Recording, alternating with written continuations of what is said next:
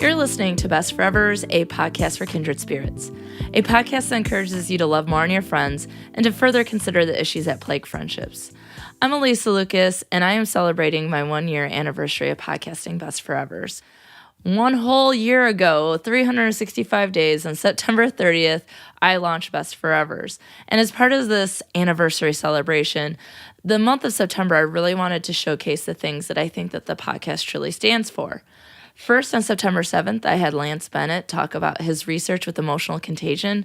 I think it's really important to have these conversations about what people are studying so that we can all learn these things together.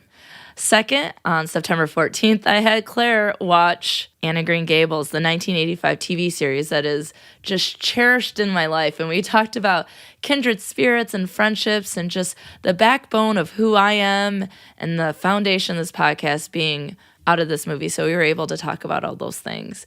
And this week number 3 in the Podiversary, I'm bringing back my best friend. So you met Kate in episode 1, Friends at First Sight. And no, we don't necessarily continue talking about our love of friendship and how we love each other as friends, although that is fantastic, and I love to hear all those stories. Send them to me. I want to know about your friendships, your friendship origin stories, your friendship love stories. But no, Kate and I are celebrating the year of podcasting by talking about one of the things that we both love the most, and that is, my friends, Lifetime movies. Oh, that's right. You probably didn't see that coming. But yes, we love all of the movies, the TV shows, and we have for a very long time. And I think our friendship got closer when we discovered that we both enjoyed Lifetime movies so much. So today's episode is me and Kate coming together to have a little chit-chat about this thing that we love so much. And we talk about why we love Lifetime movies, and we talk about 2 of our favorites, and that is Speak with Kristen Stewart and No One Would Tell with Fred Savage and Candace Cameron. So before we jump into the episode, I'd like to give a warning to you listeners so that you can make a decision about whether or not this is the podcast episode you'd like to listen to. As you might know if you are watchers of Lifetime, that the TV shows that we'll be discussing have mature themes, which I think many of us are over the age of 18, so we don't have to worry too much. But often the stories also cover things like domestic violence, stalking, harassment, and sexual assault. And the 2 movies in which that we are going to discuss covers both domestic violence, murder, and sexual assault, as well as some other things that can be pretty disturbing to people, as well as it can bring up a lot of bad feelings like rejection and the way we handle sexual assault and domestic violence in our society. So again, I just want to give you listeners a warning so you know what you're getting yourself into. And certainly come for the friendship, come if you love Lifetime movies, and come and if you need to stop, no problem. Again, I want you to feel happy, healthy, and safe. So here's me and Kate talking a little bit about first turning 40 and then our love of Lifetime movies. I'm here with my best friend forever. Hi, Kate. Hi, Alysa. Say hello to your fans. Hi, Mom. That's a good running gag. I like it. Hi, Alysa's mom. Actually, I don't think she listens. Hi, Dad. Hi, Jimbo. Hi, Michael. My brother. So, Kate, how have you been? I am a year older. We're both 40. Yeah. How does that feel? I don't know. It's like a day-to-day thing. Like, sometimes I'm like, I'm an adult, and this is cool, and this is going to be my decade. And then other times I'm like, I'm old. But it's been a year almost to the day since we recorded the first episode, Friends at First Sight, when you told the story about when you met me and I didn't remember you. Yeah, it's the story of my life. It's a great friendship origin story because one of the things we talked about is how we've been friends for so long. And so how does it feel to still be Did you think that when we were teenagers that we would still be friends when we were 40? I don't even think I thought about 40 as like a thing that was ultimately going to happen at some point. You know, that's accurate. I feel like people are like, I don't know, they were old, like they were 40. And I hear students say that in my class, and I'm like, excuse me? Right? Well, my big thing is I compare everything to like pop culture references. So like I'm now older than Homer Simpson, but I was Bart Simpson when it started. And then Oh my God. I'm Roseanne season 3. I'm older, I believe, than Blossom's dad. Dude, you're really killing the vibe over here. I know. That's, oh my gosh, I didn't think of that, except that like every time on Facebook when they do things like, this came out 30 years ago, and I'm like, shut up. Yeah, like here's Ross and Rachel's daughter, and she's like older than us. You're like, or she's in college or something, you're like, cool. Yeah. I don't know, it's just, yeah. But, I mean, cheers to another year of friendship, though. Yeah, we're still kicking. We are. And this is, I think, the 3rd episode you've been on, so you still are coming back for that. I am. And you make all the wonderful pieces of art that is, what's the word? Coincides. Represents. Yeah, I do. I do that. It's true. So this is just going to be like an interview. How old are you? 40. Do you like apples? Yes. Just nothing but facts here. Fact. Just about facts here. Facts and friendship. Do you have any... Well, then I'm going to put you on the spot. Are there any facts about our friendship that we should share with people? You're really hammering me today. You knew I was coming. I live an hour away, and we tried to do this on Friday. Things that have changed. No, I think I actually was thinking about how you were away for so many years, and it's so like it's been really cool to have you like back and a more integral part of my life. So like that's been great. And I don't know.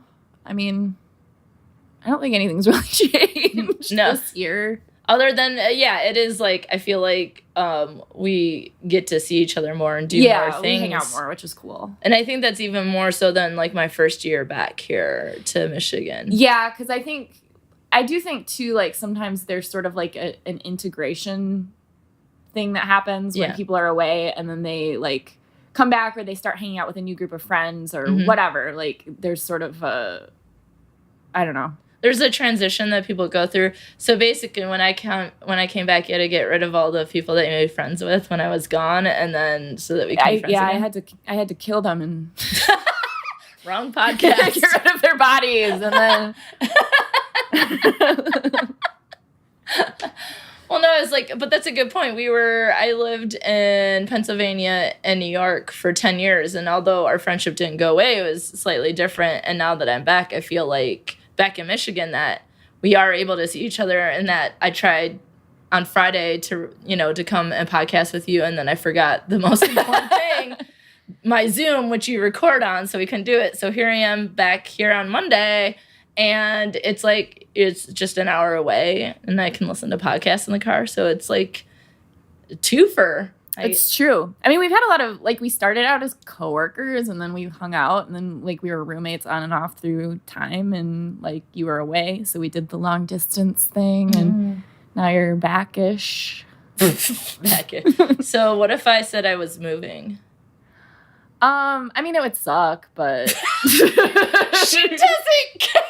No, I've kind of gotten to the point where, like, because I only left the area briefly for like a year and a half. So I'm used to people like destroying my heart and being like, later days. But like you figure out how to stay in touch. Yeah. Or you don't. You never see that person again. Wait, so you're saying if I moved right now that would be it? No. Okay. We would find a way. I can think of at least one way that we could stay friends. So if I do move, I'm not moving. Why are you playing with my heart? It's just a hypothetical scenario. It's called a secret test. No, well, it's kind of one of those things where it's like, like if you love something, let it go, and if it was meant to be, it'll come back to you. And like I've tried to practice that so that I don't have like a bunch of people I enjoy like locked in my basement. I lived in this house with you And I've been here many times. I've never seen the basement. Oh, don't go in the basement. Yeah, so that's my point is like if I haven't gone down there, there's a reason for it. So you don't want to be locked in Kate's basement. That's how I knew that my dear friend John's new girlfriend / now she's his wife was awesome because she was like, yeah, there's like a shower, like an open shower down there. There is? Weird. Yeah, I don't know why. It's a Blair Witch basement. I go down there and there's some guy facing the corner. I don't go down there unless I have to go down there. And she was just like, I'll take a shower down there. And like no one has prior or since taken a shower there. The first and the last. Yeah. I don't think I could do it. No. I'd rather just not shower. Well, and then after Chris and I got married, he put tubs of his childhood things in the shower. So you really physically couldn't. You couldn't even get into the shower. Unless I wanted to like play with his like G.I. Joes. Little He-Man doll. Yeah. It's a big shower. I think that I might have to see it now. I mean, it's it's scary down there. Her face is like, we're not going down there. It's really scary. It's just going to have to be something that all of you listeners will have to use your imagination just about. Watch Blair Witch and throw a shower in there. Dump some water on you while you watch Blair Witch. What a great... You're really bringing it to life. Right? You really get the experience. But I was thinking like, although it was just a hypothetical scenario that I just made up, that if I did move, that there is something that can keep us together. Because even when I've lived in Mount Pleasant, we've texted each other during live screenings of our favorite thing on earth. And what is that? Lifetime movies. Lifetime movies. Element. Is that their... You know, and I think the thing that's so funny to me is I don't think I ever told anyone that I watched Element until I knew that you liked Element, and then we talked about our joint love of it. Do you remember when that happened? I don't. I don't either. But, like, I've always enjoyed it. Oh, I've always watched it. And then, like, it's, like, the one thing I can kind of do with my mother-in-law. Yeah. Because she really likes the Game Show Network, which that makes me want to just, like, gouge my eyes out. But she will have an LMN movie on, and I'm like, hell yeah. You're like, and it's a marathon all about doctors today. Hello. Anorexic ballerinas with AIDS. Like, Eric Roberts is going to be up in all of those movies. And see, as someone who works from home, whenever I'm doing any, like, design or illustration, I can just pop on, like, a day of Lifetime. Oh, God. And just... I should have become an artist. The one thing I'm missing. Right. Talent. And education and all of the things that you need to be an artist. So what's your favorite? Like, oh my gosh. Well, jam? We have a shared favorite, which we'll talk about in a minute. And then we're going to talk about one of our others. Okay. So let me... Oh gosh, I have my phone out because I have my notes for the movie that we're going to talk about. But... it has Shannon Doherty in it, and it has a girl. They're like in the pageant. No, they were doing talent shows. And when she was a kid, she would go out on stage, and she was like, everyone loved her. And this other girl who was on the circuit for talent shows and singing, her mom really pressured her. And the girl basically chokes, and the mom gets really mad at her. And it appears from this that it creates some sort of psychosis in this little girl. And then when she goes to college, she goes to the college that Shannon Doherty is at. And Shannon Doherty is a lead singer in a band. And basically this girl comes in and single white females it. What is it called? Oh, that's the best. I don't think I've seen that one. Oh, there's a whole list when you type in Shannon Doherty Lifetime movies. There's like a whole thing. I never know the titles. I'm always Friends to the End. I'm always just like, you know, the one with like my recent fave is the heroin addicted teenagers one. It's so good. What is it called? I don't even know. You just like you have it on all day. Yeah, like it's so good. It's like really, I mean, it's perfect in a Lifetime way. Yeah. Because it's like these upper middle class kids getting involved in heroin, and it's ruining their lives, but also just like it's very beautifully shot. Yeah. You're like, sometimes they don't mess around. Sometimes you'll watch one and you'll be like, well, they didn't have a budget for anything, did they? And then other times sometimes it's almost like this could easily transition into really terrible porn. Or just like, was this someone's film project for class? Okay, the movie that I liked, and now I'm wondering if it's even a Lifetime movie or just a movie that came out, and it's called Friends Till the End. It's from 1996, so this is when we graduated high school. It says, a young woman harbors a sinister agenda while she worms her way into the life of a college band's lead singer.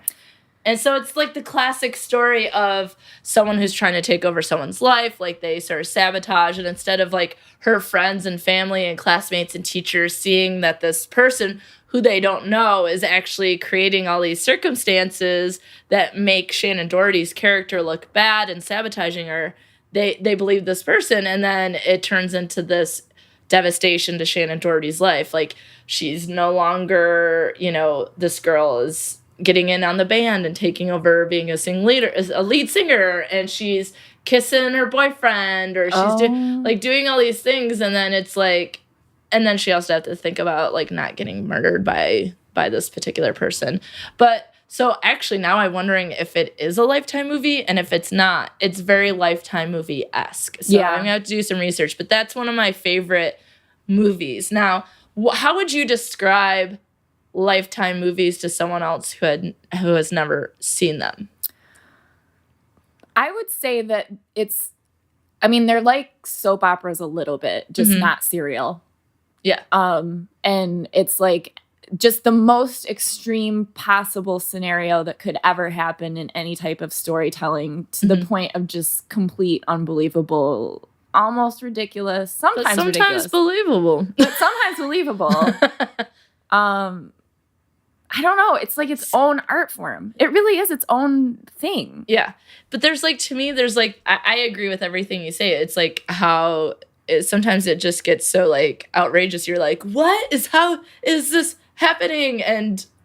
But then it somehow works itself out, and someone, really kicks someone's ass after they've been traumatized, or like the stalker will get it in the end. And so maybe it's if you watch Hallmark, it's very romance-based, and there's a happy ending. And this is you go through some shit, and you make it out the other end. Yeah. And so there's something about power and strength in there that I think is... It's like the dark cousin of Hallmark. Yes. And because it's not always about romance, which is one of the things that I particularly enjoy about that, is that there are often stories about friendship. It covers everything. Yes. Like family. Stealing fetuses from pregnant ladies. Like, those are the best. It'll just be like some lady who's like, I'm going to be friends with this pregnant lady because I'm pregnant too. We're both pregnant. But she's not pregnant. And then she's going to cut you. Yeah. And she's going to take your baby from your body. And you're like, what are you going to do? What are you going to do? How are you going to get out of it? How did your husband get mad at you because you have this friend? Like, there's always some sort of conflict. The husband, the partner, usually the male, like, it's pretty like heterosexual based. Heterosexual. They never believe their partner or wife or girlfriend. Never. They always believe the bad girl. Yeah, maybe one critique of Lifetime could be. I mean, there are some like if you really sit back and examine.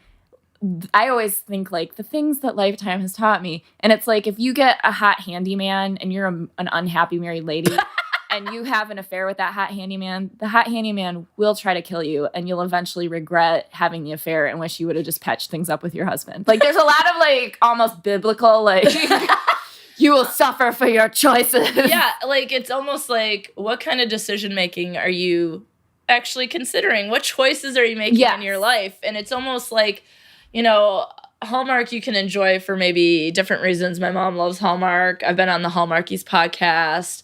Love them. They're great. They do a really good job talking about the shows and breaking them down and analyzing them and critiquing them and stuff. But there is something almost too wholesome about Hallmark. I feel the same. It used to be when I was little, Hallmark did special. They didn't have like a Hallmark channel. They just did like a special Hallmark movie. So they would do like The Secret Garden or Sarah Plain and Tall. Yeah. So they did more like literature type stuff. And I was on board with that for sure. Yeah. Then they started to get into the like super sweet, romantic-y kind of stuff. And it just isn't my jam. Yeah. I need someone to die.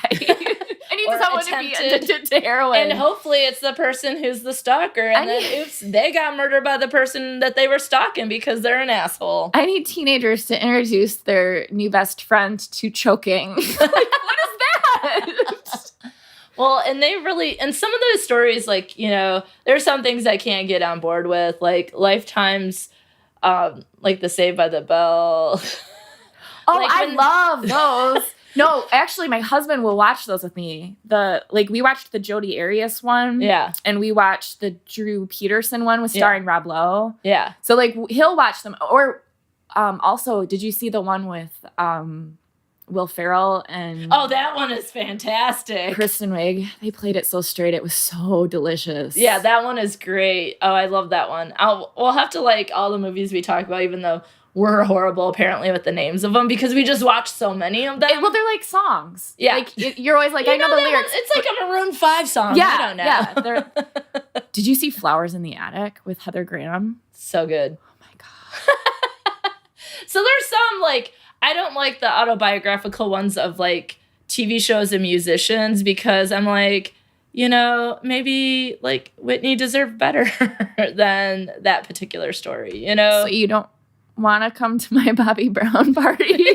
I mean, always, I guess. We're going to eat brownies. Watch the movie. Well, then that I can get on board with. I'll do that because we're friends. I'm more of like... There is actually a very close connection to, say, true crime. Like they have stories that are based on things that have happened, right? Like, so the Jodi Arias. Yeah. How do you say her name? Jodi Arias. Okay, I said it correctly then. I think it's because they play off of like women's, like traditional women's issues. So it's like, you know, it's always your husband, is he cheating on you? Yeah. Or is your best friend trying to steal your fetus? But like those like super extremes, like what would you do if you had a man break into your house and try to kill you? Yeah. And, you know, or you married someone and they completely changed. Yeah. Well, the thing is, and those are all important things, especially the last one, right? Like, because here's the thing, when you meet someone, they're not going to stay exactly the same. Like, there's ebbs and flows, people change, and then it's like, how does your relationship grow? But I really do think, although they might go to the extreme, and some people are like, those are so stupid, or this, that, and the other thing, there's a level of comfort and familiarity for me with these movies, but also much like that I listen to true crime podcasts, is this idea of like coming out the other end, as I mentioned before, some level of strength. Well, like, for me, I've been really interested in like really getting back to listening to my own instinct. Mm-hmm. And through the true crime podcasts, they'll talk about like listen to yourself kind of thing. Like every time that someone was in a bad situation, like prior to that, they were like, I shouldn't go with this person, or I shouldn't get in this car, and they did, and something bad happened. Yeah. And that's the thing with Lifetime movies, is it's basically every other character trying to talk the protagonist out of listening to her own instincts. It's like Oprah Winfrey is always like, the gift of fear. The gift of fear. And just this idea, like, if the hair on the back of your neck is standing up, listen to that. So, like, that's one thing that I learned from Oprah from listening, is, like, listening to your intuition. Me too. And there is that book, Gift of Fear. And so... Well, I've been talking to my child a lot about it. What have you talked to Because your child? I want her to be more... she has autism, so it's really hard for her to read people. Mm-hmm. And so I'm like, well, if you can't read people, you need to read yourself. So we've been talking about, how does that make your tummy feel? So like... And I've said to her, even if adults being nice to you, someone's acting like they're being nice to you, but it's making your tummy feels off. Listen to your tummy. I will not get mad at you for that. I love it. Listen. Lifetime, listen to your tummy. A moment of truth movie. Yeah, I mean, but I think that's it. So it's like if there's a level of there's some things I don't like, you know, you don't like every single movie, or the quality of production might be different depending on what's going on, or there's some stories that I'm usually like bored right away because it's just not a personal preference, but there are people out there who listen to it. But I do prefer Lifetime over Hallmark because for me, the happy ending with relationships, I'm like, that seems more unrealistic. Oh no! Someone breaking into the house. Okay, sorry. Then we'll go into Alysa psychosis in another podcast episode. But it might be why I focus so much on friendship. I'm like, the happy ever after is Disney. It's production. It's an idea that is created to make people want to be in relationships. And I say that my parents have been married for 49 years. And there are certainly people, I just remember you have family friends who they would, whenever we would see them downtown eating lunch, they would always hold hands while they were eating their lunch together. And it's just like, there are people who've got it. But to me, there's a lot more work that goes into, oh, he just showed up with flowers at your most important moment, that I'm like, whatever, there's probably a killer behind the door. Or, you know, he's actually a narcissist, so watch out. The narcissist thing is huge. But for me too, my idea of romance is not like a traditional, like, cisgendered ladies' idea of romance. Okay, that might be, it might just not like be. for me, it's the couple that you were talking about. So it was my Aunt Sherry and Uncle Rob, and they were together since they were 14 until he passed away about 6 years ago. And they, she was in an accident where she broke both of her arms. Mm-hmm. And so he learned to do her makeup so that she could have her makeup done every day. Gosh. Right? So like that to me is like romance. And like even though it not was even really romance, that is love. Yeah, like that's the stuff that love. I like to see. So you can't really, like, Hallmark movies aren't gonna capture that. They can't capture it. Or they. So if I can't have that, I don't want anything. And I want to watch the lady stab her crazy narcissistic husband who lied to her in the forehead. Right on.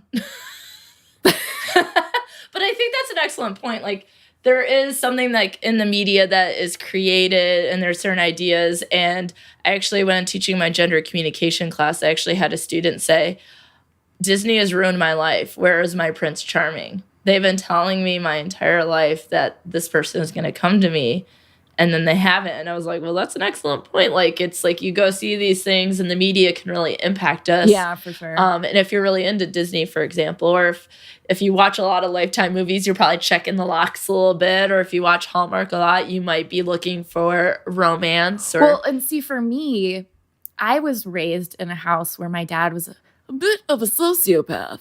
And so I don't just a tinge, just a hint of no, there's a lot there. So I'm not a big fan of like big I'm not a fan of drama, and I'm not a fan of like romantic, over the top romantic gestures. Like the grand gesture. Yeah, like I the don't Pretty like in Pink when John Cryer comes in and does the whole Otis Redding. Yeah, I'm just not into like someone, if you bring me flowers or just any of that Hallmarky kind of stuff. Like, it doesn't, I'm always like, what is this person up to? Yeah. Well, did you see, oh gosh, I hope I didn't talk about, no, I talked about it in class. Okay. I was like, I hope I just didn't talk about this on a podcast episode. But there was a guy who posted on the internet that he went in to get flowers, and the lady that helped him, he had bought 2 bouquets of flowers, and she goes, well, you must have really messed up. And he's like, excuse me? You have to buy 2 bouquets of flowers? He goes, 1 bouquet is for my girlfriend and 1 is for her daughter, and I love them both very much, and so they deserve flowers. And he then went on sort of like a rant, like, why do we assume that if men buy flowers that they've done something wrong? Like, people, and that's the idea, is like, where do these messages come from? Which messages do we like hold on to? Which messages do we specifically get in life? Where that she thinks that getting flowers for someone means that they've screwed up. Whereas for other people, it means that they love you, or, you know, something like that. Or, and they just thought they were pretty, or they're your favorite flowers. And assuming that flowers always have to come from a romantic partner too. He was buying them for his girlfriend's daughter as well. And I got flowers this last week. It's the first time I've ever gotten flowers at work. Oh, that's nice because I sent them. Well, me and those other ladies that we love. That is so funny. I was like, and the way you were playing that, I was like, did you not remember? Were you not in on that? So they sent me flowers at work, and I was like, this is the first time I've ever gotten flowers at work. And I bet you that people, when they saw them, thought that they'd be like, does she have a beau in her life? Well, don't worry about it. Worry about yourself. But no, they're from my lady friends because my lady friends love me too and friendship. I saw a tweet just last week where it says, like, if you don't consider your friends the love of your lives, I don't know what to do with you. And I think that is fair. Like on this podcast that, you know, there is romantic love, there's friendship love. But where do these messages come from? And maybe some people say, y'all sound messed up. You watch a lot of messed up movies and listen to a lot of messed up true crime things. So what do you say to people who say that's dark or weird or what's your thought there? I just say, well, you just don't get it. You just don't. There's something wrong inside of you. I like to attack them from a personal, just like really like just go for the jugular. Yeah, I just want to like hurt them emotionally so that they much can, like a Lifetime movie. So they can experience a Lifetime movie in the real life. No, I'm not here to like, convince anyone. I mean, if you don't like it, you're not gonna like it. Yeah. I mean, because for me, I like it on all levels. Yeah. I like it ironically. I like it genuinely. Yeah. I like it over the top. Mm-hmm. I like everything about it. Yes. I mean, I always check. I'm like, do they get a marathon on today? What's going on? And then this summer, every Sunday they had a new movie on. Oh my God. I know. And I was like, bless. And then. But even the old ones too, where you'll see like, I like to see other famous people who have either A, gotten their start in Lifetime. Or really are making their bank now. Maybe lost their career or just kind of like chilled out to have a family. And so they're doing Lifetime. Here's the thing. Lifetime, someone from your entity, your department, the department of my life, Lifetime, can you tell me how much does someone make? Because I feel like there are people whose entire life is built upon being in Hallmark or Lifetime movies or if on I TV. could be just like the best friend that constantly gets killed in a Lifetime movie, I would be so happy with my life choices. Hi, Lifetime. Kate and I are interested in being part of any story. Well, they've had really big people, though. Like Kristen Dunst played a teen pregnancy Yeah, wasn't it like show. 15, 16, or 17 and pregnant? I don't remember. I think 15 and pregnant. Yeah, 50, that sounds right. And Tori Spelling has been on. Shannon Doherty, which we'll talk about in a little bit. Kristen Stewart. Yeah. Oh, okay. Which we'll talk about in a minute, too. That's how we found out. That's how I found out that you liked Lifetime. Yes. Okay, so here's our Lifetime friendship origin story. We both love Speak with Kristen Stewart. Oh, snap. Also, side note, it has DB Sweeney in it, who plays her dad, and he was from the He was in Memphis Belle, is what I remember. I liked him from the Ice Skate movie. Oh, yeah. Topic. Cutting Edge. Cutting Edge. I mixed it up with Razor's Edge, which is a completely different movie. Yeah. Yeah. And so he's the dad in it. So just like, I liked seeing that he was still kind of in the acting game. Yeah. He was like, now he's playing dads, you know. But her mom is famous too. Yeah. Well, tell us a little bit why you like it and I'll pull it up.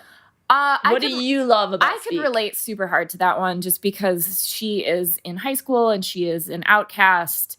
And her situation is a lot different than mine, but a lot of the feelings, I feel like they really captured adolescence for a girl really well with that one. But also, I'm an artist, and she has this beautiful, beautiful connection with her art teacher. Yes. And there are a few moments where, like, I legitimately cry because it's a beautiful moment. And then there's a moment where her parents, she thinks that they don't see her, and then they do by giving her a really thoughtful Christmas gift. And it's just like, I think there's a lot of that too, where like when you're going through adolescence and you're kind of breaking away from your parents and you think that they don't know you. And then you like those little thoughtful moments where you find out that they did. Yeah. They've been paying attention. But yeah, that movie, every teenager should see that movie. Yeah. Any parent of a Every teenager parent should see that movie. Every boy should see that movie. Every girl should. So Everyone should see that movie.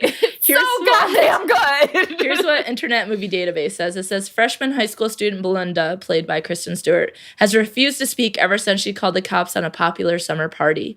With her old friends snubbing her for being a rat and her parents, played by Elizabeth Perkins and D.B. Sweeney, too busy to notice her trouble, she folds into herself, trying to hide her secret that star senior Andy raped her at the party, but Melinda does manage to find solace in the art class headed by Mr. Freeman. So, but yeah, the movies I was about to be like, speaks to me. I'm like, oh, stop. I actually use it in classes to talk about how not speaking for an entire year is a type of communication, and that that people can misunderstand a situation because they're so concerned. So for me, this tragic, horrific thing happened at this party, and she called the cops because she had been hurt by someone. Yeah. And that everyone turns on there because they were just trying to have fun, versus being like, why would someone call the cops at a party? Is the first thing you think of is that a girl is a liar and a rat and that she's trying to shit all over your fun? Or might you go, is everything okay? Right? Like, so there's often misunderstandings, and basically her classmates and her friends completely shunned her. And so she went for an entire year without those connections. Well, right? And not only shunned, but she was bullied too. Oh, yeah, for sure.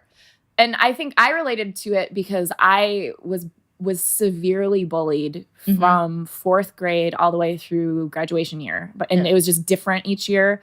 Yay. But the thing that has been so interesting as an adult is I never told my mom. Yeah. And I'm very close to my mom. Mm-hmm. But it was because my parents were going through a divorce and my sister was away at college. And I didn't think that my mom needed anything else to do. Plus, I didn't really want her coming into the school because I thought it would be worse. Yeah. And so I was just severely abused. Like, it actually has taken some time to kind of process. Yeah. So I can completely relate to much of her story, even though her situation was far darker. Yeah. Like, your reason for it happening was different than... And it shouldn't happen at all. Like, let's not act like you or she did something that calls for this level of abuse or being shunned. There's no reason for it. And so, I mean, I feel like I had some bullying situations, and when I was in middle school especially, but then also just some traumatic events in high school. And similarly to you, I didn't tell my parents either. And I'm really close with both of my parents, and I would call them friends. And like, I remember getting in trouble one time. I was a cheerleader in high school. That probably surprises no one.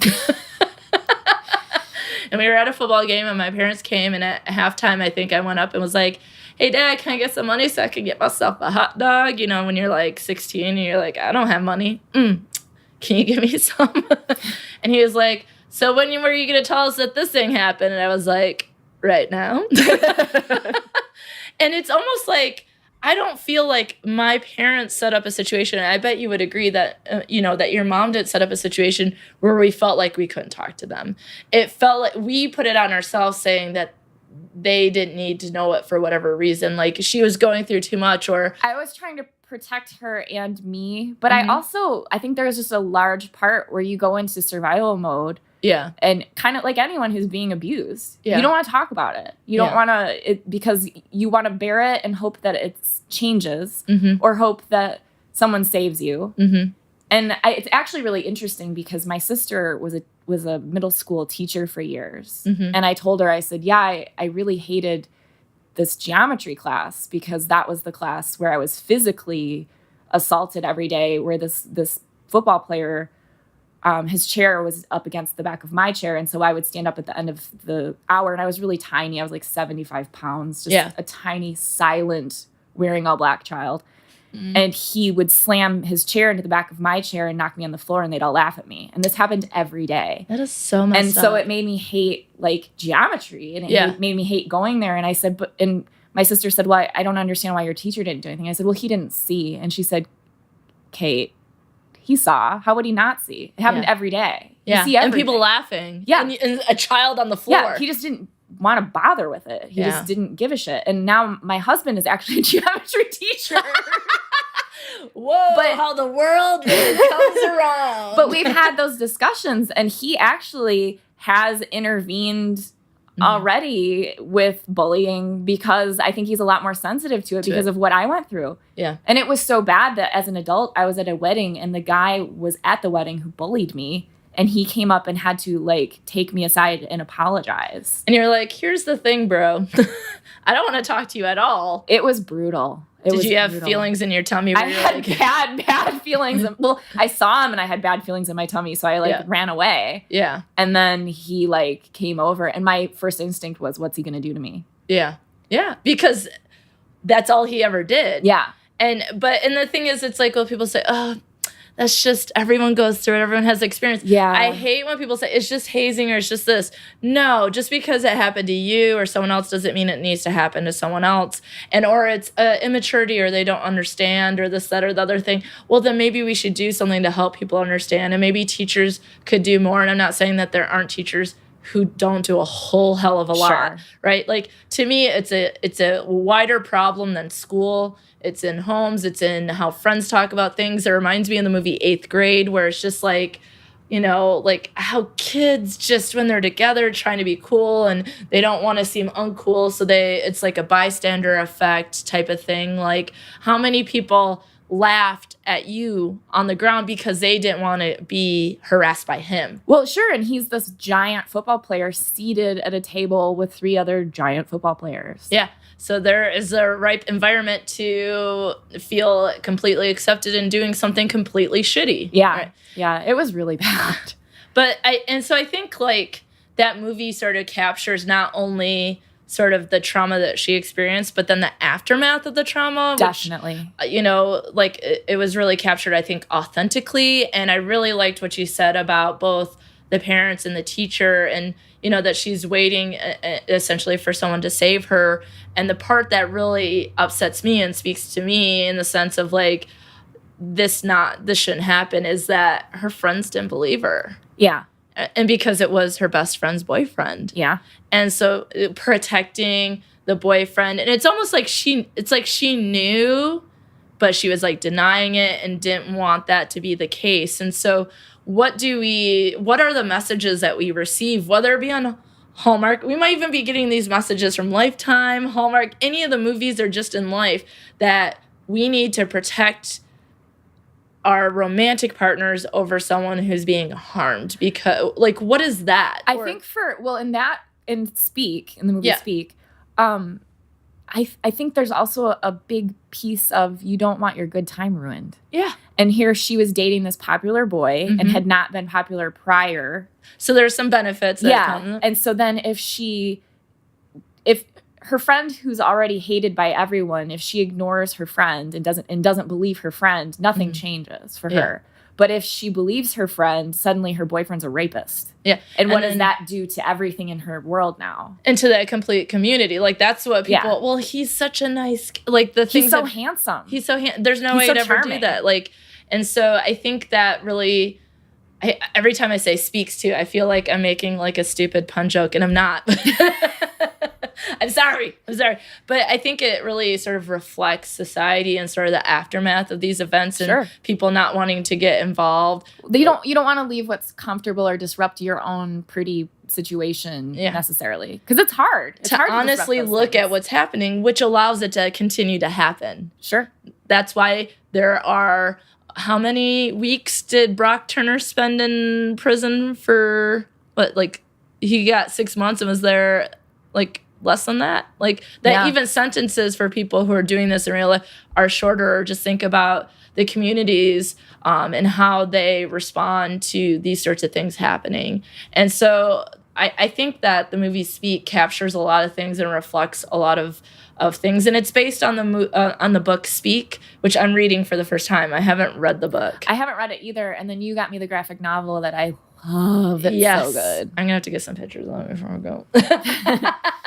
But yeah, so I'm starting to read it, and it sounds like it is based on some experiences, and that one of the things that I read in the book was that the author indicates in the beginning of the book, like there's all these like comments, just listed things, and like it was me, it happened here, it happened, and it's all the things that readers have sent her that say it happened to me, it happened to my sister, it happened, and it's just a list of all these comments like in a row.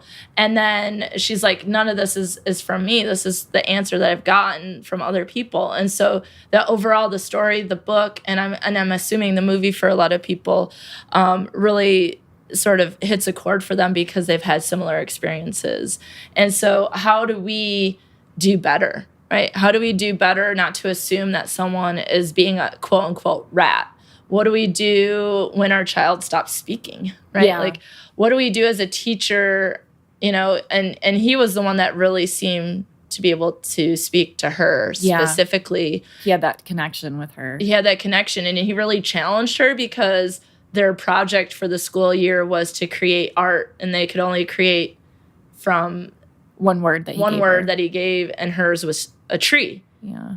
And then it's so good. So good. But I love at the end when he goes into the space that she's sort of hides in at school, kind of like a little off space. She makes her own little like nest. Like a little safe haven for herself. Yeah. And there's all these beautiful pictures and all of her artwork together, and more that she did in her own time. And his eyes, it's Steve Zahn. Yeah. And he's such a good actor. Yeah. And his eyes just fill with tears. I mean, it's so beautiful. It's so beautiful. And I think that is, now I haven't seen the movie in a while, but I feel like that's the moment when he realizes, like, he made a connection and he made a difference. He made a connection, he made a difference, and he truly understands maybe what's going on, that there's something else going on. Yeah.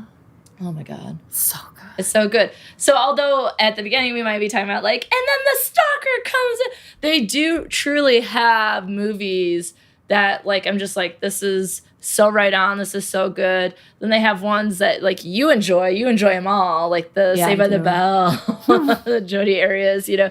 And then they have ones that are, like, ranging in quality of sort of these scandalous and, you know, sort of stories. But to me, there's always something that I can take away. And not everything is always, like, funny or a joke. Like you said, I enjoy these ironically.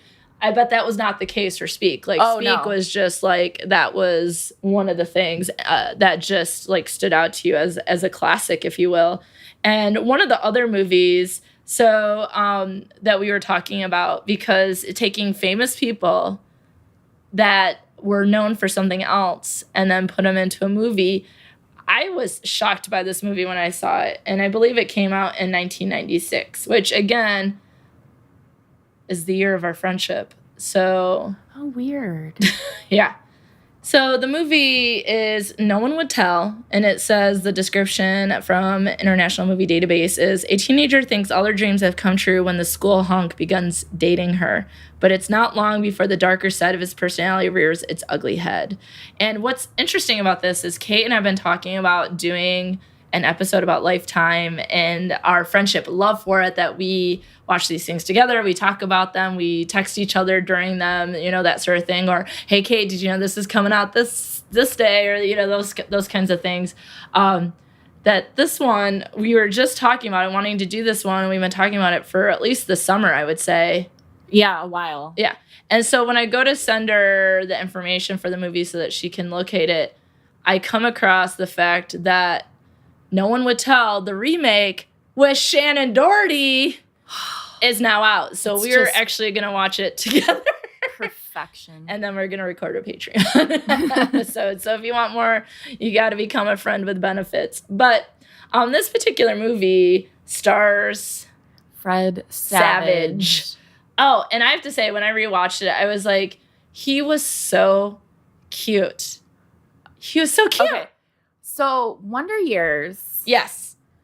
Was like, it came out when I was in 5th grade. Yeah, and I actually sent him a fan letter because I was so just deeply, deeply, deeply in love with Fred Savage. Yeah. Like I got like some pre-printed postcard back. Come on, Fred Savage. It was like a cast photo of all of them, and I was like, I don't really need the dad in here. Really, if you could just send me like an 8x10 glossy of Fred Savage. That'd be great. And then it said like, I hope all your years are Wonder Years or something. And I remember even at like 10 being like, what the hell is this? This is a bunch of bullshit. Right.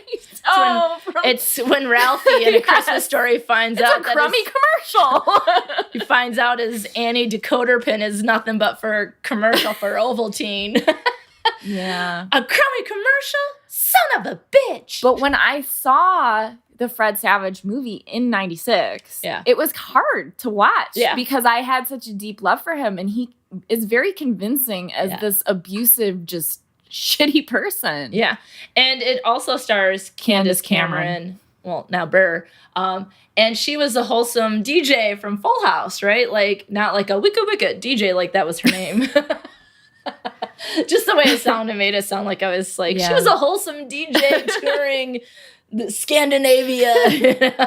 She wore a robot head. And although in Fuller House, which is the remake on Netflix, her sister Stephanie is actually a DJ. So that's a fun twist. But like the two of them played very wholesome roles. And so to have them come in, like her character in the movie was much more wholesome, and he appears to be. Yeah. And so I think what was challenging about this movie, and maybe the true beauty in it, was bringing together unsuspecting people, like the Kates of the world who have crushes on Fred Savage, and then having to see beyond, like pulling the curtain back and seeing that he isn't. I mean, Fred Savage, I'm sure you're great. But like the character, like that we're so attached to the Wonder Years, you know, as Kevin and that sort of thing. And I'm sure he still gets that today, you know. Oh, yeah. Even, have you seen Friends from College on Netflix? Oh, it's a roller coaster. I'll have to check it out. Yes, he's in it. The actress who plays Robin from How I Met Your Mother, I'm blanking on her name right now. Corbin, yeah. Something. I don't remember what the last name is.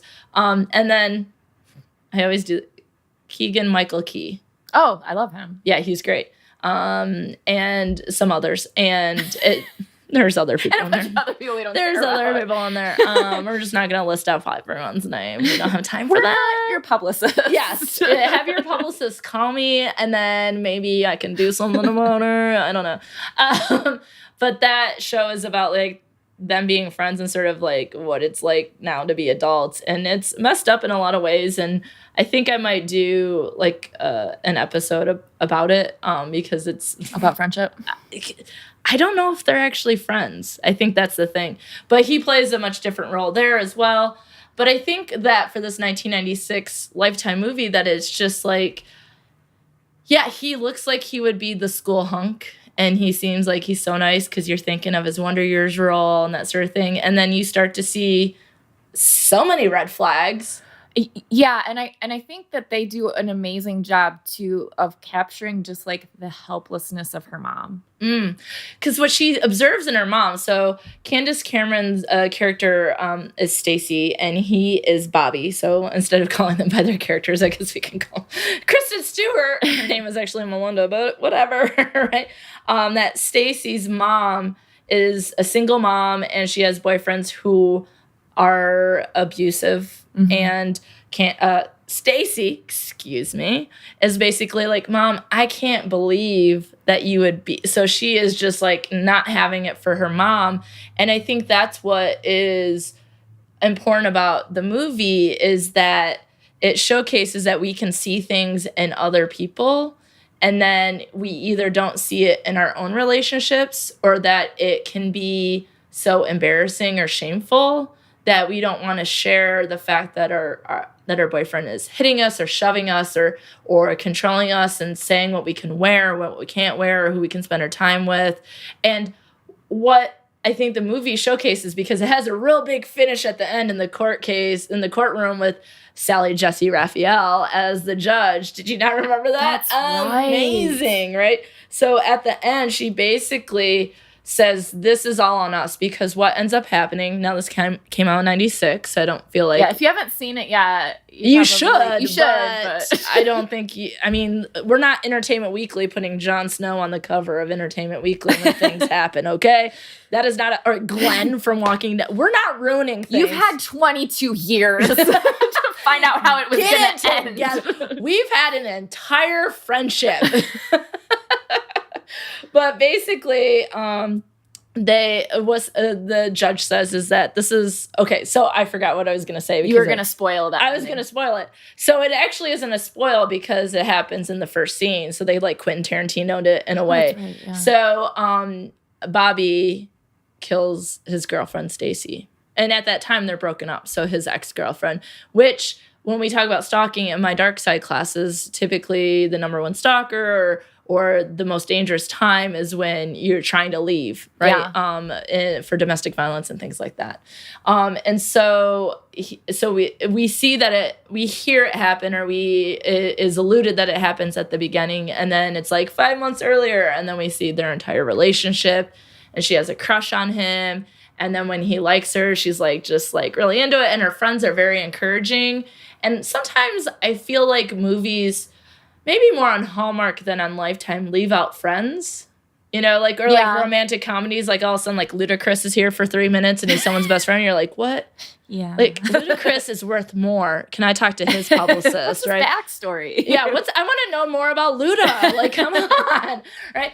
And so like sometimes I think they forget about friends, but here you had a friend, you have her two friends, and you have one like really close friend that they've known each other for years. So she understands what her mom is like, and like Stacy getting on her mom's case about abusive boyfriends and things like that. And then, but that she doesn't really have a relationship, and they kind of see her as a goody two shoes and trying to get her to date. And she's like, focused on studying and things like that. But then when she likes him, they kind of set up the scenario where they're all standing up and clap. Okay, here's the thing. I've never seen so many people, and this is no offense to all of the wrestlers in the world, including Kate's husband. I've never seen so many gosh darn people at a wrestling match standing up and cheering like, yeah, and like cheerleaders. Like the excitement level is high. Now, I've been to wrestling matches where it is intense and like people are in it, but a little bit too much school spirit happening. My husband coaches high school wrestling now, and there are no cheerleaders there. And rarely, is it because of budget cuts? Probably. I don't know. But yeah, so no, all of that. Not real. Well, so they're all clapping because he wins his match. And so they're standing up clapping. And then they both sit down and they yell, hot bod, or something like that. And he turns around and he sees her standing there. And so they like set up the scenario where he notices her. And then later they go to a restaurant. And they kind of like talk to them, and he comes over and he gives her a flower. And like, that's the thing that he does throughout the whole movie because she says she likes getting flowers. Well, that was the question. A guy at the table is like, here, come over here. Do you like getting flowers? And then like her friend is kind of like the flirty, snarky one. And I'm like, girl, you speak to me. And then she's all like, I would like to get flowers, right? Like she's just like unsure. And she seems very pure and kind and sweet and that sort of thing. And so he finds a flower and he brings it over. And it really impresses her because she would like to get flowers. And then he listened to her. It's sort of like, I love The Office. And there's a part where Andy Bernard, when he is engaged to Angela, and he like takes a bouquet of flowers and then pulls one out and hands it to her. And she just kind of frowns at it and is like, do I have to hold on to this all night? That's so me. I'm like, what am I, okay. What do I do with it? And it's weird. I like flowers. I just need to like group it off and put it behind your ear, turn it into fashion. But I can relate to that so hard. Like, fuck, what am I going to do with this now? Well, the thing about it, it's a nice gesture, but also like that you don't have to do that. There's other things like, hey, let's go to Big B, which is our, like the Michigan coffee, and like, let's get coffee together. Like, or, if you want to spring for my espresso shot or my teddy bear that I get at Big B, then that's great. But like, so there's this assumption, that like flowers are the way to a woman's heart and that sort of thing. And that might be the case for some people, and it's not the case for others. So I guess the point is this: don't believe everything you hear. Like flowers if you want to like them. Don't like them if you don't want to like them. And find out if your partner, and here's the thing, maybe dudes like getting flowers too. Find out about that. Maybe get them a cactus. I don't know, a succulent. Oh, I do like a succulent. Yeah, if someone gave me a succulent, I would be really happy about it. Like when I gave her a succulent. You got me flowers, I got you a succulent. Friends forever. Well, so that's what I like about the movie is that the friends are there, but they kind of encourage the relationship. And then as he sort of cuts her off from them, they get mad at her. And like there's still some concern, but then when she breaks up with him at one point and then is trying to get back together, and actually the night that he kills her, she's at a bowling alley and they're supposed to be having fun, and all she can do is talk about him because she's not sure what to do. And she's like, we're getting sick of you talking about him. Like, if you're gonna be broken up with him, then be here with us, right? And so then what she does is, like, he calls her, checks up on her at the bowling alley, and so she calls him, or like talks to him, and then goes over and then like tries to get back together with her. And he's like, basically, you promised that we would be together forever. And so if you're not going to be with me, and if you can't have me, no one, or if I can't have you, no one can. And then he kills her. And the friend feels a lot of guilt. And then Sally Jesse Raphael is basically like, it's on all of us. Yeah. Because they bring up every single friend of his mom, her mom, all of her friends, whoever. And they're all saying the signs that they saw, and like no one did anything, which is why no one would tell. And it's like, do people ignore things? Do people not want to ruin a good time? There's certainly themes between Speak and no one would tell. Well, and did you see Raising Ophelia? Yes, I have. Which actually my friend Sarah's mom wrote. Shut up! Mary Piper, yeah. Yeah. I'm sorry. We're going to have to take this part off mic. Because I'm trying not to geek out. I use that in my dissertation and everything. Yeah, she's amazing. Okay, continue. So what do you know about her? Shut up! I swam in her pool. You're the coolest person ever. Finally! Finally, I've impressed you. Oh my God. I'm so glad that you still wanted to be friends with me after I didn't remember you. Well, they just redid that Lifetime movie. Mm-hmm. And same thing. Like, it's really, that one's really good too. Yeah, that's a great one. Yeah. Oh, so good. But like, it's, even when you have the people who, like her cousin who's close to the abused girl by her boyfriend, like even when she stands up and says something, it's a very hard situation. Mm-hmm. We need to make harder situations easier to do. Like, now they say if you see something, say something, especially with school shootings and other things that are going on, that I think also just like empowering the person before they're in a situation where someone's abusing them. Because I did listen to a podcast, I think it was This American Life, where they actually allowed a girl who was victimized by her boyfriend to tell her own story. Nice, yeah. And I mean, it's an addiction kind of behavior. Like she just kept, and she knew she didn't want to go back, and she knew she didn't want to hurt, and she knew she didn't want the bruises and to be isolated, and yet she kept going back. Yeah. And that's like one person's experience, and like we need to understand the different experiences, because there's other people I can imagine don't know what to do, or like maybe I've never been in a relationship and this is what relationships are supposed to be like, or this is what I've witnessed. Yeah, this is what was modeled for me. This is what was modeled for me. So I think there's a lot of reasons there. I also think self-esteem is a really big component in it, where if your parent raised you to be pretty for boys, or if your parent raised you to be more of an independent person with interests and things. Yeah. Well, I have to say that I don't think my parents raised me to be pretty for boys at all. And I think I'm very confident, but there are still a lot of things that I didn't speak up about. Yeah, that's true. So I think that it is a larger issue, like societal. It's like in the school, it's in the media, it's in the friends, it's in how we raise boys and girls. Because it's not just raising girls to be pretty for boys. It's like, how are you raising boys? What messages do they get? Well, right? And also, I have a friend who he was abused by his female partner. Yeah. He was bigger. No, he was bigger than her, but she would just beat the crap out of him. Yeah. Use manipulation. And I mean, it's such a large problem that is a taboo problem. Yeah. And what is great is that an upcoming episode, so 2 weeks from today, I'll be talking to Brooke from Central Michigan University's SAPA program, which is the Sexual Aggression Peer Advocate Group. And they do a lot of great stuff on our campus, but we talk about domestic violence. And a lot of it is we need more information and education and awareness just overall at all levels, starting when we're young and continued education. And so yeah, check out for that episode. That'll be coming out in 2 weeks because we talk a lot about that. And I think which goes to some of these stories is that why don't people say anything if they do see something, right? And so is it because there's consequences for them? They don't want to be wrong. They don't, And so I think that's sort of what the end of No One Would Tell was Sally Jesse Raphael being like, this is all on us because there were so many signs and that we could have all done something at some point. You just sing it, Sally, with your big red glasses.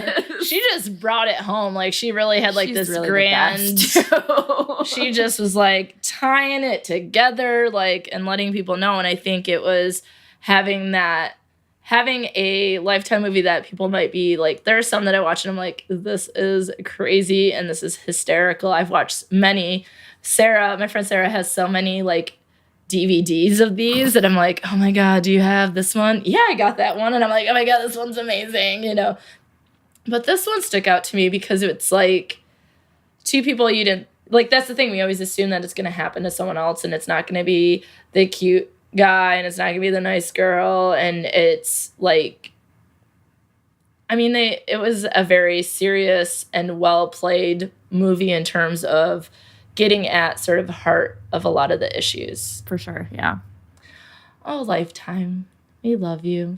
But even better is that there's the remake, and so now we can watch that. I am excited to see it, because, the story certainly translates. Yes, and it'll be nice to see a more updated version of it. But it's also sad that it still translates because it's been 22 years. Yeah, but people are terrible. Accurate. Which, by the way, reminds me, not only does Lifetime have amazing movies, but they also have a new TV series called You, which is based on a book. And it stars Penn Badgley from Gossip Girl. And my cable was out this weekend, which is devastating for me. So I don't want to talk about that. But I wasn't able to watch the second episode. But the first episode was mwah. I am very excited to see it. I have not seen it yet. Yes, it's so good. I have not read the book, but the story appears, from what I gather, is that he is someone who he meets a girl in the bookstore that he works in, and he basically immediately starts following her and learning more about her. And so creepy. Yeah, exactly. And then she has like an old boyfriend or some like on and off again. And I feel like the last scene of the first episode was the guy in the downstairs refrigerated spot where they keep really old books that they're trying to protect. And the guy was in there and he had... So I think he's a serial killer, but I'm not sure. Spoiler! I haven't seen it I don't know yet. if he is or not. Like, you might have gathered it from the preview. Yeah, I kind of gathered. Okay. He's definitely up to no good. He's up to no good, folks. And we'll stay updated on that. I'll keep you updated on what's going on. But Kate, as always, it's a pleasure. And I think that what we've really learned here today is, one, pay attention to the feelings in your tummy. Listen to your tummy. And that even in things that might seem ridiculous, that we can pull really important pieces of information out, and that Lifetime has really outstanding films that people need to see, and that friends can become closer knowing that they have a love that maybe they didn't share before, and that is the love for LMN. A lifetime of love. There's so many options for titles for this episode that I don't know what to pick. We'll discuss.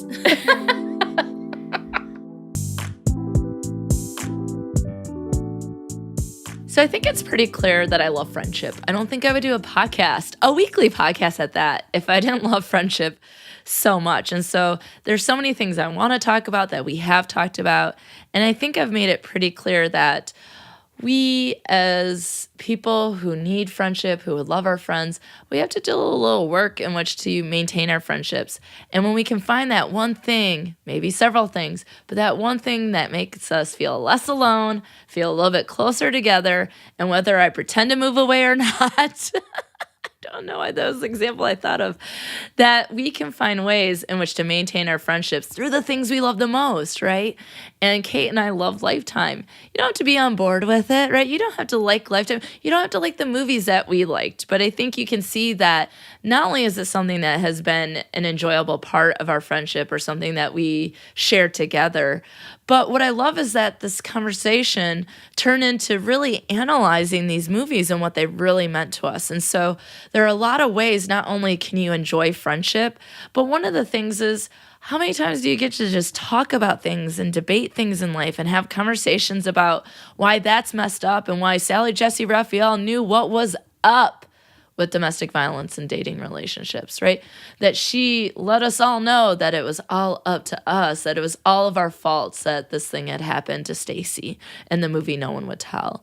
Like, I love that Kay and I were able to break down these stories and what they meant to us, how they made us feel, what we loved about them, the movies that really stuck with us. And I think that if you're a fan of Lifetime or a fan of Hallmark, as we talk about as well as a comparison, that there are movies and there are themes and there are ideas that stick out to you.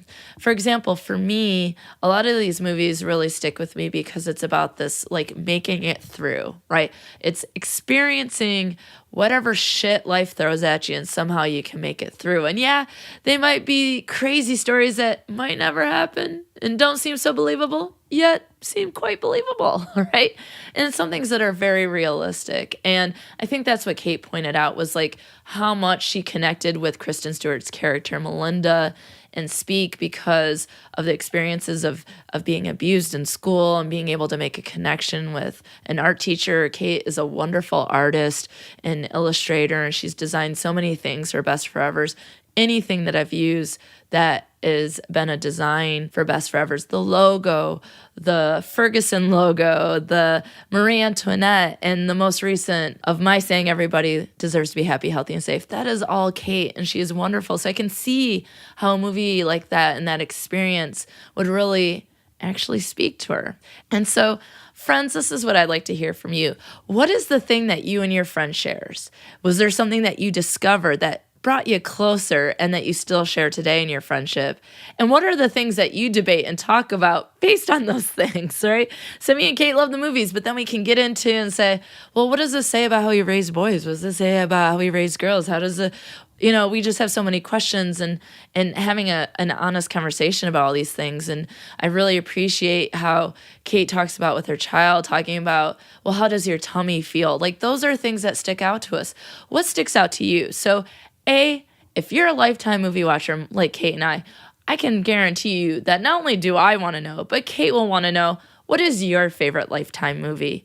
Please tell us all about it. Second, like I was saying before, what do you share with your friends, right? What is the Lifetime in your friendship? What is the thing that you talk about and you text about and it sparks a lot of great, deep conversations, or maybe just a joke fest? I know that Tierney and I, for example, we watched New Girl when I lived in New York and she lived in Michigan, and we would just not tweet. I don't even know if I used Twitter then. We would text each other just our favorite quotes back and forth. And that was something that we shared. And there's still lines that I say to her and she says to me that we can laugh about. Those are the things I want to know about. And what you can do is, if you have any stories you would like to share about Lifetime movies, Hallmark movies that stuck out to you, things that your friends share, things that your friends debate, or just any story that you would like to share with me so that I can share in the podcast, please send them my way. You can do two things. One, you can email them to me at bestforeverspod@gmail.com, or you can go to my webpage, bestforeverspod.com/surveys, and there's already a series of topics that you can click on the link, and it'll take you to a space. And it's not so much a survey, it's just a few questions that you can fill out, but it's mainly space for you to write your stories. And I would love to be able to share your stories on a future episode of Best Forevers.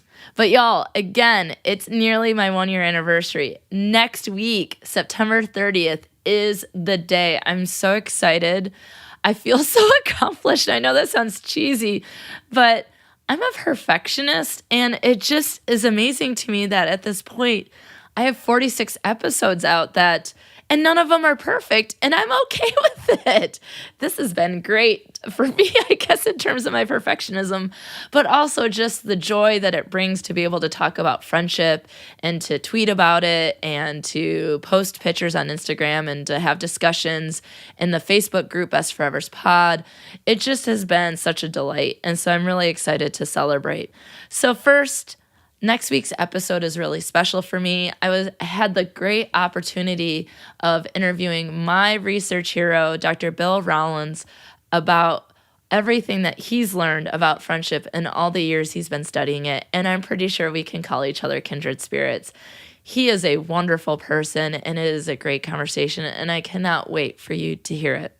Second, I will be doing a bonus episode where I talk about the experience of podcasting for a year and really celebrating my podiversary. And so if you have any messages of celebration, any questions you would like me to answer, any audio messages, anything that you'd like to do, feel free to send those to bestforeverspod@gmail.com by next Friday, September 28th, so that I can put together, and it's going to be a raw episode. I'm just going to put it out there based on listening, and I will not be reading or listening to any of the messages until I record. So I just want it to be a raw and fun discussion of the podcast. Another thing I'm really excited about is I've been talking about buddy benches for a while. It's one of the things that I like to do through Patreon, which I'll talk about in a second. But I was able to officially launch the campaign on Sunday. And the campaign is called Join Alysa on a Bench. So friends, I would love for you to join me on a bench. And what that means is if you support the idea of having buddy benches in schools, parks, campuses, or other places where we need to encourage friendship and conversation, and you'd like to support it either with a one-time donation or through Patreon, I would love for you to come join me on a bench. And so if you go to paypal.me/bestforeverspod, you can make a one-time donation, anything that you would like, but at least $1 will get your name etched into a bench. $5 gets you and your friends' names etched into a bench.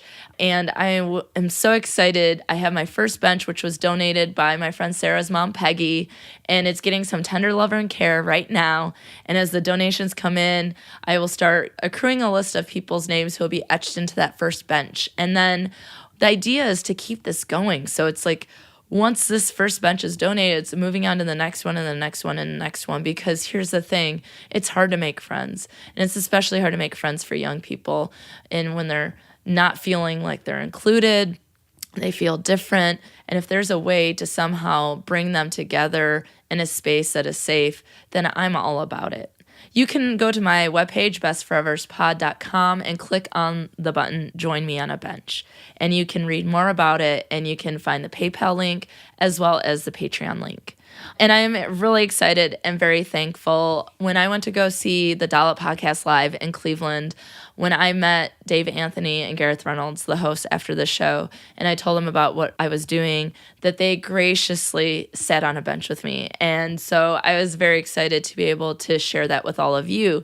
So if you have any pictures, even if you just support the idea, if it's something like, financially I can't do that now, Alysa, and I understand, or, I really think what you're doing is great and I want to support you and what you're doing and get the word out there, then send me pictures of you on a bench. Tag me in pictures of you on a bench on Twitter, on Instagram, on Facebook, whatever it is.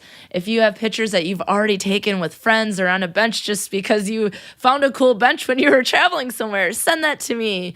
Or if you decide to go out and take a picture with a friend or whoever you would consider to be a kindred spirit, send that to me and I will share it and say, look at so-and-so, they have joined me on a bench. So please, friends, I would love for you to join me on a bench. So if you like what you have in your ear holes, there's a few things you can do. I'd love to have you follow Best Forevers on social media. You can find the podcast on Facebook, Instagram, and Twitter at Best Forevers Pod, and I'm at Dr. Alysa Lucas on Twitter.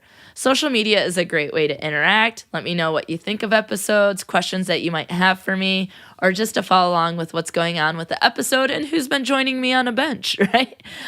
So I look forward to us connecting in whatever social media capacity that we might be able to connect.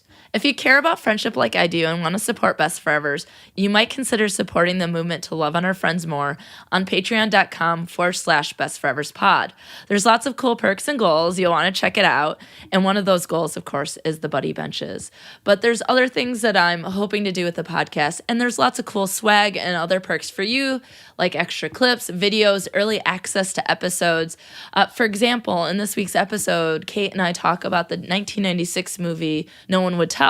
Well, the remake, the 2018 version with Shannon Doherty as the mom, just was released just a week ago, just on Sunday of this past week. And so we were able to watch it together, and we talked about it, and that will be a Patreon clip that you can listen to if you are a patron. So definitely check out the webpage. I would love to call you friends with benefits. And I want to thank all of my lovely patrons, all the people who have already donated to join me on a bench. But this week, there is a special shout out to Marky Heidemann. Marky Heidemann is a brand new patron of Best Forevers, and we're so excited. Marky is a friend of the podcast. He was on the episode Home Base with his best friend Autumn, who is just delightful. The both of them are a lot of fun. And if you haven't listened to that episode, it's absolutely amazing. But Marky has also been just a wonderful student to have in the classroom. And to be perfectly honest, just someone that I'm just glad to know. And he works so hard at doing things on campus at Central Michigan University. And all of it is related to PR and social media. And he's helped me out with the podcast by running social media when I was out of the country. He's just been a fierce supporter since the very beginning. And now to be surprised, I got a message that was like, Marky Heidemann's your new patron. And I was like, oh, no, you didn't. But I'm so excited that you did. And Ferguson is so excited to finally have an intern who might actually know what they're doing. He can help with the posts, the promos, all sorts of things. And so, Marky, you better add something else to your resume. So when you go out for a job, they'll be like, tell me about the time that you were Ferguson's intern on Best Forevers. But thank you so much, Marky. It just means the absolute world that you continue to support Best Forevers. We're so happy to have you as a purple shirt friend and a friend with benefits. Thanks for listening to Best Forevers. I appreciate every single listen, like, follow, post, retweet, share with a friend, whatever the case might be. Be sure, though, if you enjoy Best Forevers, please subscribe, rate, and review Best Forevers. It's very helpful to the podcast so that the podcast can get out to other interested parties. And of course, it warms my heart to know that there are people out there who enjoy friendship like I do. This week's promo is from the Mens Rea podcast. Oh, folks, you must listen to Sinead and her amazing true crime podcast. First, if you're a sucker for accents like I am, then you want to get this podcast in your ear holes. It doesn't matter if she's talking about a very detailed, well-researched case or reading the side of a cereal box. It is soothing. It is special. We Americans are very weird. We love accents. And I imagine it's not just Americans. Who am I to judge? Who am I to say? I'm sure we all enjoy accents when we're not from the same location. So, Sinead, I'm sorry, but your voice, it just warms my ears. Second, if you're a huge fan of true crime, which I am, I love true crime. In fact, I'm starting the Fatal Friends podcast, and I'm hoping to have Sinead on. But what's really great about her podcast is she covers stories that I haven't heard before. They come from Ireland and the UK, and they're just not familiar. So if you're into true crime and you want to hear new stories or different stories, or her really cool take by talking about the court cases, right, that follow the particular cases she's talking about, then you definitely want to listen to Mens Rea. It's a unique take on the topic, and we all know that true crime is king right now when it comes to podcasts, and there's so many out there, but this is one not to miss. Trust me on that. Have a listen, subscribe, rate, and review, and be sure to connect with Sinead on Twitter through Mens Rea Pod. Until next time, friends, check out some of the oldest or the newest Lifetime movies, because without our friends who do not try to steal our lives or our babies, who would we be? Does that even make sense? I love it. Basically, go love on your friends, people, and we'll talk next time.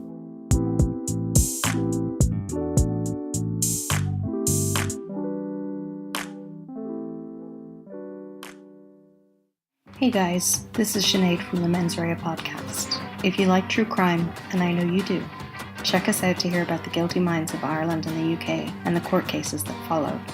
Available wherever you get your podcasts from. And remember, don't do anything I wouldn't do.